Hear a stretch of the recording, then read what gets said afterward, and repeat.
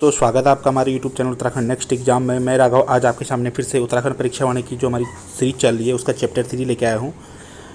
तो जिसने अभी तक हमारी प्रीवियस वीडियो नहीं देखी है, हमने अभी तक चैप्टर 11, 15 और 16 करवा दिया है। मुझे इंपॉर्टेंट लगी इसलिए मैंने करवा दिया है, और आप लोग सीरीज से चाह रहे हो तो इसलिए ये जो सीरीज चली है सीक्वेंस से चलेगी अब, ठीक है।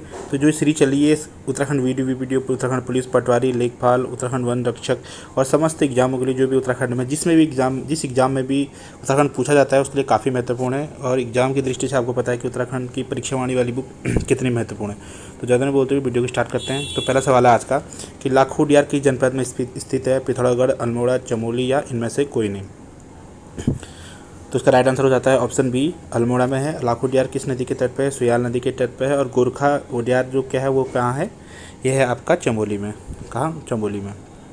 गोरखा उडियार इसकी व्याख्या देख लेते हैं कि लाखोटियार अल्मोड़ा जनपद के में बाड़ाछीना के पास सोयाल नदी के तट पर स्थित है। इस उद्यान को 1967 में खोजा गया था तथा यहाँ विभिन्न प्रकार के मानव आकृतियों को अकेले या समूह में नृत्य करते हुए दिखाया गया है। ठीक है। नेक्स्ट है कि किस स्थान से हल्के सफ़ेद रंग के चित्र, हथियार एवं पशुओं के शैल चित्र मिले हैं?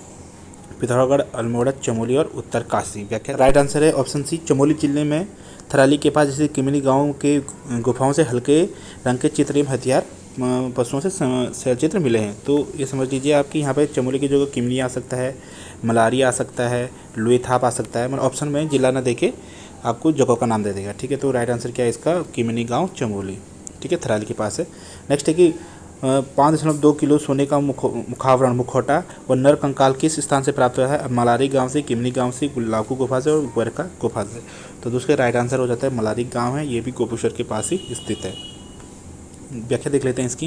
व्याख्या है कि चमोली जिले में स्थित तिब्बती सीमा से सटे मलारी गाँव में गढ़वाल विश्वविद्यालय के शोधकर्ताओं ने 2002 में, याद रखना कभी कभी ईयर पूछ लेता है, 2002 में हजारों वर्षों पुराना नर कंकाल, मिट्टी के बर्तन, जानवरों के अंग तथा 5 किलो सोने का एक मुखावरण आदि अवशेष मिले हैं। विद्वानों के अनुसार यह नर कंकाल और मिट्टी के बर्तन ईसा से पूर्व 200 वर्ष से 6 वर्ष के पूर्व तक के हो सकते हैं, जो कि पाकिस्तान के स्वात घाटी के शिल्प के समान है। पूछा जा सकता है कि जो मलारी में मिला हुआ था, जो स्वर्ण मिला वो किस घाटी के समान है? तो आप लिख सकते हैं इसका राइट आंसर स्वात घाटी के समान है। नेक्स्ट है कि किस स्थान पर मानवों को शिकार करते हुए तथा हाथों में हाथ डालकर नृत्य करते हुए दिखाया गया है? मलारी, किमिनी, लाखू और लुएथाप। इसका आंसर देख लेते हैं। आंसर इसका डी है, लुएथाप इसका राइट आंसर हो जाता है। व्याख्या देख लेते हैं इसकी। अल्मोड़ा के लुएथाप से प्राप्त शैल चित्रों में मानव को शिकार करते हुए तथा हाथों में हाथ डालकर नृत्य करते हुए दिखाया गया। नेक्स्ट है कि किस स्थान से नीले रंग के शैल चित्र प्राप्त हुए हैं? मलारी, लाखोटियार, हुडली या लुएथाप। आंसर देख लेते हैं इसका।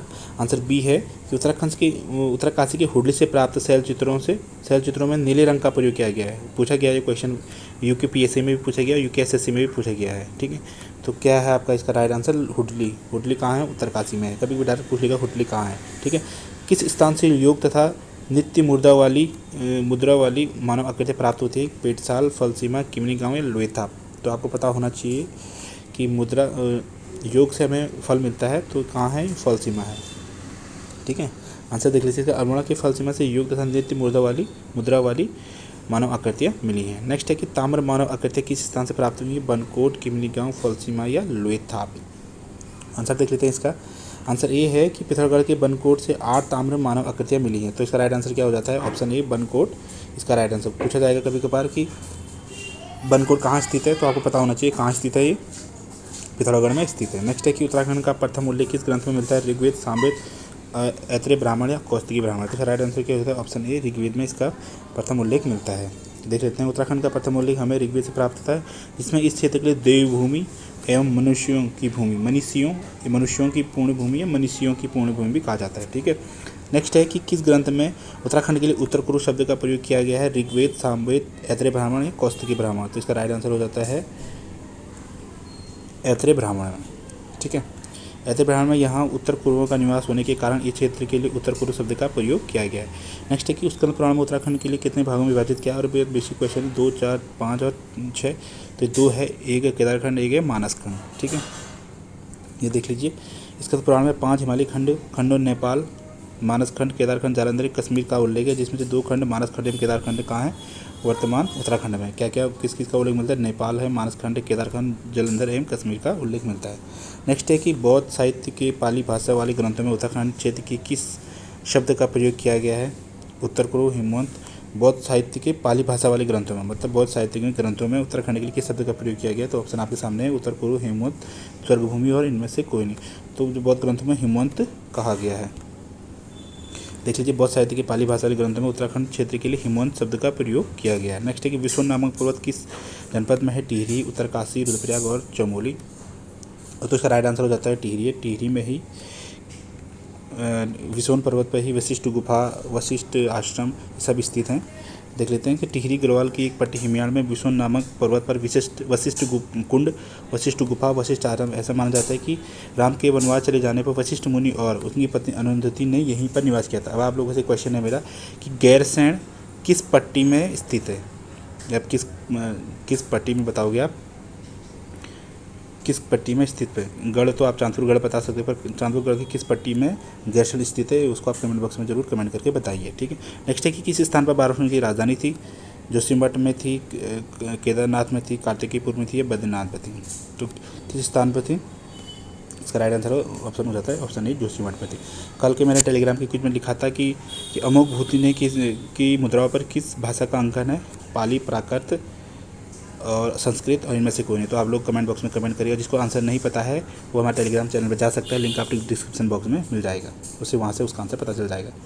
और जो मैं टेलीग्राम पर क्विज डाल रहा हूँ अभी प्रेजेंट टाइम में, वो सारे परीक्षा वाणी से दिए जा रहे हैं। जो भी उत्तराखंड के क्वेश्चन आएंगे और जो भी इसके बाद जीएस के क्वेश्चन आएंगे वो सारे डूसेंट से ही आएंगे आप लोगों के लिए। ठीक है। तो इसका व्याख्या देख लेते हैं। बारासूर की राजधानी कहाँ थी? जोशीमठ थी। ठीक है। सुबाहु की राजधानी कहाँ थी? श्रीनगर थी। ये भी याद रखें, सुबाहु। रामायणकालीन बाणासुर का राज्य भी उत्तराखंड क्षेत्र में था और इसकी राजधानी कहाँ थी? वर्तमान जोशीमठ के नाम से जाना जाता है। थोड़े आगे पीछे हो गया सेंटेंस का, पर यही है कि बाणासुर की राजधानी कहाँ थी? जोशीमठ थी। कण्व आश्रम को वर्तमान में किस नाम से जाना जाता है? ज्योतिषपुर, द्वाराहाट, कोटद्वार या चौका घाट? तो इसे जाना जाता है वर्तमान में चौका घाट नाम से। ठीक है। कण्व नगरी होने वाला कोटद्वार का नाम अब। महाकवि कालिदास ने अपने महाकाव्य अभिज्ञान शाकुंतलम की रचना मालिनी नदी के तट पर स्थित कण्वाश्रम में की थी। वर्तमान में इस स्थान को चौका घाट के नाम से भी जाना जाता है। पूछा जा सकता है कि कण्वाश्रम किस नदी के तट पर है? तो आपको पता होना चाहिए मालिनी नदी के तट पर स्थित है।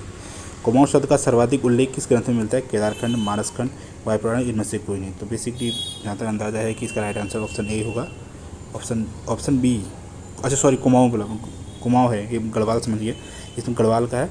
तो कुमाऊं शब्द का सर्वाधिक उल्लेख कहाँ मिलेगा? मानसखंड में।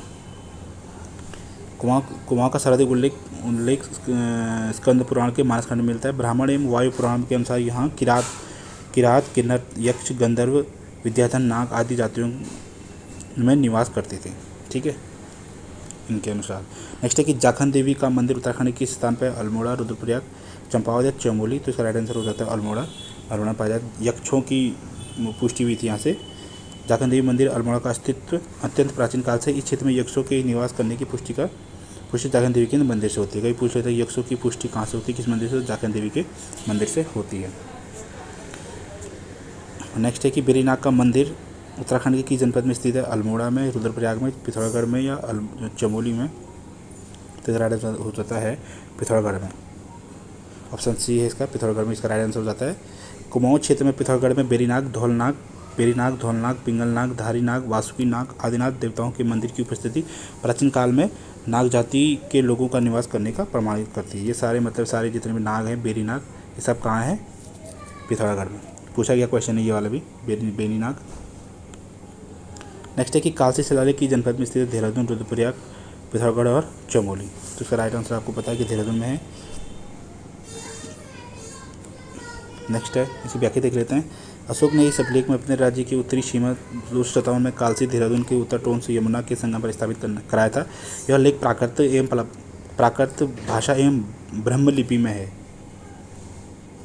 ठीक है। कालसी अभिलेख में यहाँ के निवासियों के लिए पुलिंग तथा इस क्षेत्र के लिए उपरांत शब्द का प्रयुक्त किया गया। ठीक है।